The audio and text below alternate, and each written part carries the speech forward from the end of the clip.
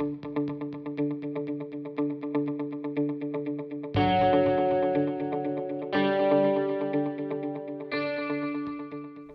chers amis, l'un des sujets les plus importants qui reviennent dans la théologie chrétienne et la théologie musulmane, c'est bien la question de Jésus.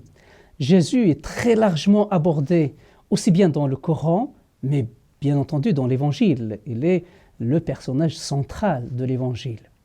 Et pourtant, si on regarde de très près, on se rend compte que l'une des différences les plus importantes, aussi bien entre de la théologie chrétienne et de la théologie musulmane, c'est bien la théologie, la christologie, la théologie concernant Jésus. Et j'aimerais donc dire quelques mots en quoi la différence entre le Jésus biblique et le Jésus coranique consiste. D'abord, commençons par le Coran avant de revenir à l'Évangile pour enfin essayer de proposer quelques conclusions. Dans le Coran, Jésus est l'un des personnages les plus importants dans toute l'histoire de l'humanité. À vrai dire, il est le seul à être conçu sans la présence de l'homme, par l'Esprit Saint. Et c'est le Coran 19, sourate Maryam, la sourate de Marie qui l'indique. Et c'est aussi la sourate 3 de Al-Imran qui aborde la christologie musulmane d'une manière vraiment très approfondie.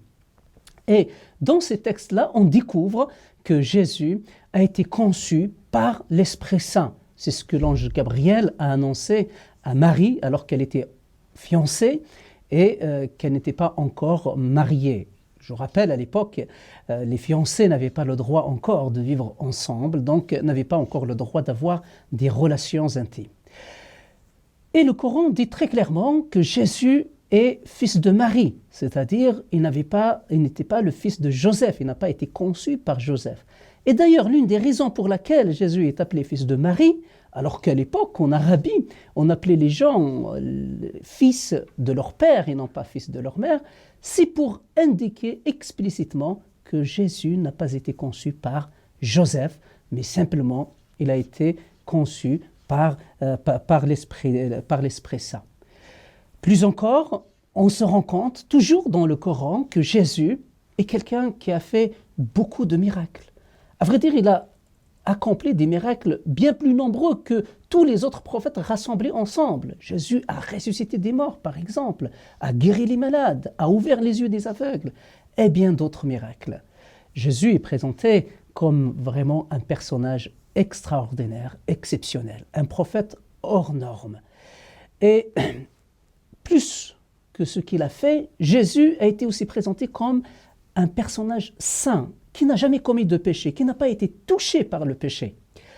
Vous savez que dans la théologie musulmane, tous les êtres humains à leur naissance, ils sont touchés par le toucher de Satan. Et c'est comme ça qu'ils deviennent pécheurs, contrairement à la théologie chrétienne, où les êtres humains sont conçus dans le péché, comme l'indiquait David dans l'un de ses psaumes.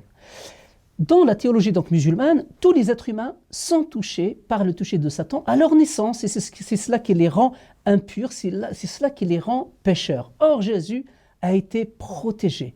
Il n'a pas été touché par le toucher de Satan, donc il est né saint. Il n'était pas le seul, il y avait Marie et Jean-Baptiste, les trois seuls à être saints. Mais Jésus est le seul à rester saint tout au long de sa vie. Il n'a jamais commis de péché, il a vécu d'une manière sainte, accompli parfaitement le commandement de Dieu. C'est une conception extraordinaire. Tous les autres prophètes dans le Coran sont pécheurs ou ont péché à un moment ou à un autre, ou bien Dieu leur a annoncé le pardon de leurs péchés. Jésus est le seul à être saint tout au long de sa vie, et l'un des textes coraniques dit qu'il a été protégé, gardé par l'esprit de sainteté ou le Saint-Esprit. Ce point rejoint parfaitement ce que l'Évangile dit concernant Jésus. Il dit en effet que Jésus a été pleinement homme comme nous, mais il n'a jamais commis de péché. Bien qu'il soit tenté comme n'importe quel autre être humain, mais il n'a jamais commis de péché. Il a vécu parfaitement selon les commandements de Dieu. L'autre point qui rejoint aussi ce que l'Évangile indique, c'est sa conception miraculeuse. Dans l'Évangile de Luc, tout au début, il nous est dit clairement que Jésus n'est pas le fruit d'un homme, d'une relation entre un homme et une femme, mais le fruit de l'Esprit Saint qui est venu sur Marie et il est conçu de cette manière, d'une manière extraordinaire. C'est pour ça qu'il est appelé le Fils de Dieu.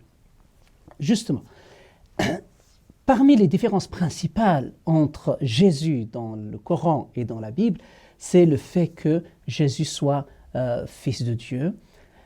À vrai dire, dans le Coran, il est dit que personne ne peut être appelé Fils de Dieu, donc Dieu est seul.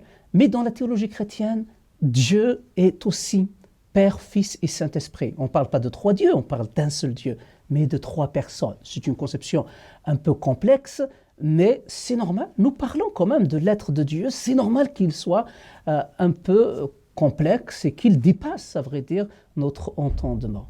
Mais il me semble que le point important qu'il faut souligner entre la différence de Jésus dans le Coran et dans la Bible, c'est le fait que Jésus, dans la Bible, soit pleinement homme et pleinement Dieu.